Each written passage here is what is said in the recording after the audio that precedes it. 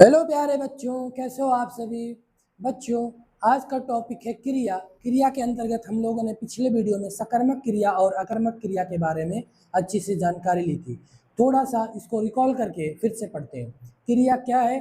किसी के कार्य को करने या होने की अवस्था को प्रकट करता है, वही हमारा क्रिया है। यानी कि कार्य को करना ही क्रिया है। अगर कोई एक्टिविटी हो रही है हमारे द्वारा तो वह एक प्रकार से क्रिया हो गया। जैसे कि हम अगर खाना को चबा रहे हैं तो ये चबाना हमारा क्या बन जाएगा? क्रिया बन जाएगा। अब देखिए यहाँ पर जिस शब्द से किसी के कार्य के करने या होने की अवस्था का बोध कराता हो उसे हम क्रिया कहते हैं। जैसे राम खेलता है, खेलना क्या हो गया? क्रिया। बच्चा सो रहा है तो सोना क्या हो गया? क्रिया हो गया। पक्षी उड़ते हैं तो उड़ना क्या हो गया? क्रिया हो गया। यहाँ पर देखिए इस वाक्यों में खेलता है, उड़ता है, ये सभी का बोध हो रहा है, इसलिए यहाँ पर ये सभी शब्द हमारे क्या हो जाएंगे? क्रिया हो जाएंगे। तो आइए आगे देखते हैं क्रिया के दो प्रकार, जो सकर्मक क्रिया और अकर्मक क्रिया। फिर हम लोगों ने क्या देखा कि सकर्मक क्रिया जो कर्म का भाव पड़े और अर्थ पूर्ण निकले, कर्म की आवश्यकता होती है किसी वाक्य को कंप्लीट करने के लिए, वही हमारा सकर्मक क्रिया होता है। प्रश्न लगा करके जब हम प्रश्न लगाते हैं तो उत्तर जो मिल जाता है वही हमारा सकर्मक क्रिया हो जाएगा। जैसे क्या पढ़ता है? किताब पढ़ता है। या राम किताब पढ़ता है तो क्या पढ़ता है? किताब पढ़ता है। इसका मतलब है कि हमारे यहाँ इसके अंदर सकर्मक क्रिया जुड़ा हुआ है। फिर ये क्या बनाती है? खाना। ये हमारे पास सकर्मक क्रिया है। ये 5 वाक्य जो हमने पढ़ा चुके हैं। मोहन पत्र लिखता है, पीता है, रीना गीत गाती है, राम गेंद फेंकता है, शिक्षक बच्चों को पढ़ाते हैं। इस सभी वाक्यों में आपका सकर्मक क्रिया है। फिर आते हैं, देखते हैं अकर्मक क्रिया, जिसमें कर्म की प्रधानता ना हो, कर्म की आवश्यकता ना हो, वहां पर अकर्मक क्रिया हो जाएगी। जैसे बच्चा रोता है, उठते हैं, राम हंसता है, बच्चा सो रहा है, मोहन दौड़ रहा है, सूरज निकलता है, घोड़ा भागता है। ठीक है, ये सभी आकर्मक क्रिया है। तो आकर्मक क्रिया तक हम लोगों ने पिछले वीडियो में पढ़ चुके हैं। तो आइए देखते हैं अप्रकार क्रिया के जो मुख्य प्रकार हैं, एग्जाम में पूछ लिए जाते हैं। तो सबसे पहले आता है हेल्पिंग वर्ब, सहायक क्रिया। क्या है सहायक क्रिया? जो क्रिया मुख्य क्रिया की सहायता करे उसे सहायक क्रिया कहते हैं। मुख्य क्रिया का मतलब यह हो गया, जैसे कि दौड़ना, दौड़ना हमारा मुख्य क्रिया हो गया। हंसना, रोना, चलना, ये सभी क्या हो जाएंगे? हमारे मुख्य क्रिया हो जाएंगे। ये मुख्य क्रियाओं की मदद करता है, वही हेल्पिंग वर्ब कहलाता है। सहायक क्रिया जैसे था, रहे, गया, सकता, ये वाक्य में से रहा है, रही है, गया था, सकता हूँ, बना रही है, ये रही है, यह मुख्य क्रिया की पूर्ण रूप से मदद करता है, इसलिए ये हमारा सहायक क्रिया है। जैसे राम पढ़ रहा है, पढ़ना एक हमारी मुख्य क्रिया हो गई, मेन वर्ब हो गया, उसकी मदद करता है हेल्पिंग वर्ब, जो रहा है यह मदद कर रहा है, इसलिए ये सहायक क्रिया बन जाएगी। फिर बच्चे खेल रहे हैं तो खेलना एक मुख्य क्रिया है, जिसकी मदद कर रहा है, रहे हैं, ये इसलिए ये हेल्पिंग वर्ब हो जाएगा।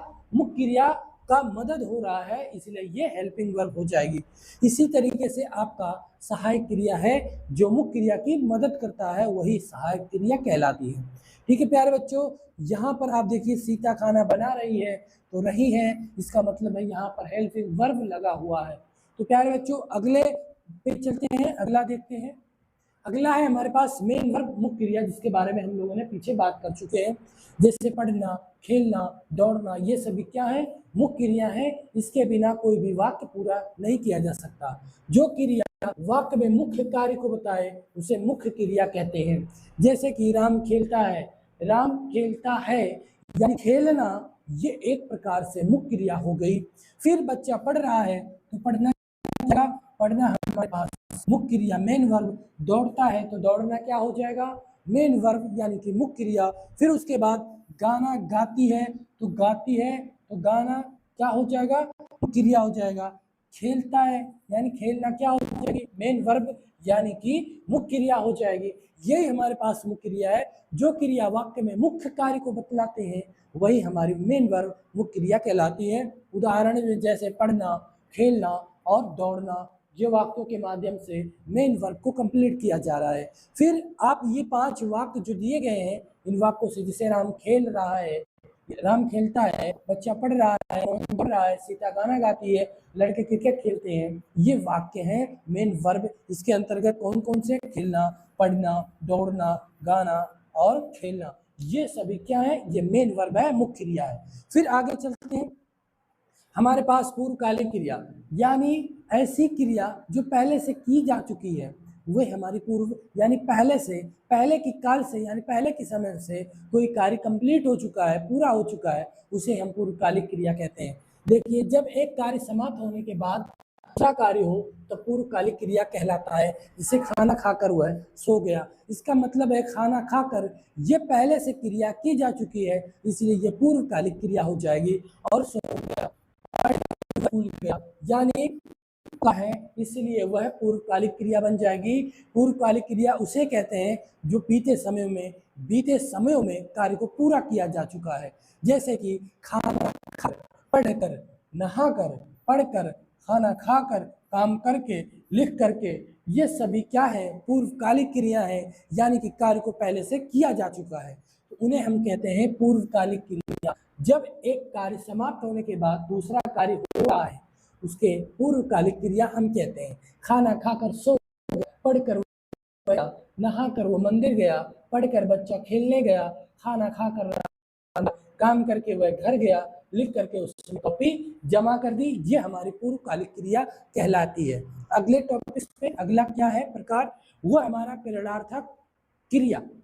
प्रेरणार्थक क्रिया यानी प्रेरणा, यानी किसी कार्य का किसी के माध्यम से करवाना भावपूर्वक, वह हमारे पास कहलाता है प्रेरणार्थक क्रिया। जैसे कि बच्चे कॉपी को लिखना, तो ये बच्चे लिखना शुरू कर रहे हैं। पानी जो है फूल में डलवाना, ये एक प्रकार से प्रेरणार्थक क्रिया के अंतर्गत आ जाएगा। जैसे जिस क्रिया में किसी के कार्य के करवाने का भाव हो, उसे प्रेरणार्थक क्रिया कहलाती है। जैसे कि उदाहरण लिखवाना, खिलवाना, पढ़वाना, ये एक टीचर क्या करता है, सारे बच्चों को जो है एक साथ पढ़वाना शुरू कर देता है कि पढ़ो एक साथ, तो वो एक प्रेरणार्थक क्रिया हो जाएगी। इसके माध्यम से चीज को सीखते हैं। शिक्षक ने बच्चों को पाठ लिखवा, जब कार्य किसी के माध्यम से करवाया गया हो, जैसे यहाँ पे कहा जा रहा है जिस क्रिया में किसी के कार्य के करवाने का भाव हो, वह प्रेरणार्थक क्रिया। जैसे दूध पिलवाया, तो इसका मतलब है कि काम को भावपूर्वक करवाया गया है। और काम करवाया मजदूरों से, भावपूर्वक करवाया गया और मजदूरी दी गई। फिर पत्र लिखवाया गया, बेटे के माध्यम से पत्र लिखवाया गया। उसने कपड़े धुलवाए, भावपूर्वक कपड़े धुलवाए गए। शिक्षक ने बच्चों को पाठ लिखवाया, ने बच्चों को दूध पिलवाई, मालिक ने मजदूरों को काम करवाया मजदूरों से, पिता ने बेटे से पत्र लिखवाया, उसने कपड़े धुलवाए। यानी कार्य को जो है करवाया जाए भावपूर्वक, वही हमारी प्रेरणार्थक क्रिया हो जाएगी। फिर आगे बढ़ते हैं, देखते हैं, और एक और है जिसे संयुक्त क्रिया कहते हैं, यानी कंपाउंड वर्ब, यानी एक साथ जुड़ी हुई क्रियाएं। जब दो या दो से अधिक क्रियाएं मिलकर एक अर्थ दें, उसे संयुक्त क्रिया कहते हैं। जैसे खा लिया, पढ़ लिया और बैठ गया। सॉरी, खा लिया, पढ़ लिया, बैठ गया, इसके अंदर दो क्रियाएं पाई गई। कैसे? लेना, बैठ गया, राम खाना खा लिया, बच्चा सो गया, उसने काम कर लिया, मोहन बैठ गया, सीता पढ़ चुकी है। यानी कि यहाँ पर संयुक्त क्रिया, दो से अधिक क्रियाएं मिलकर एक अर्थ दे रही हैं, इसलिए वह संयुक्त क्रिया कहलाती है। यानी दो क्रियाओं से बनी हुई वाक्य क्या कहलाएंगे? संयुक्त क्रिया कहलाएंगे। जैसे खाना खा लिया गया, पढ़ लिया, बैठ गया, तो ये हमारे पास क्या हो जाएंगे? ये हो जाएंगे संयुक्त क्रिया।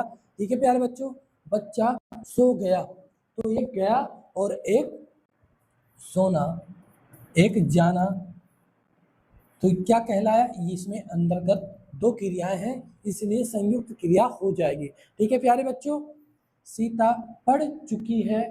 ठीक है प्यारे बच्चों, ये हमारे पास क्या है? संयुक्त क्रिया है, कंपाउंड वर्ब है। तो आगे फिर नेक्स्ट वीडियो में आपको मिलेगा जो है क्रिया विशेषण के बारे में। तो आप मेरे साथ पढ़ते रहिए। वीडियो पसंद आ रहे हैं तो लाइक, शेयर और कमेंट ज़रूर करता, और फिर उसके बाद सब्सक्राइब ज़रूर करिएगा। अगर आप नए हैं तो सब्सक्राइब ज़रूर करें। ठीक है प्यारे बच्चों, आप पढ़ाई करते रहिए और अच्छे से और मेहनत से पढ़ाई करते रहिए।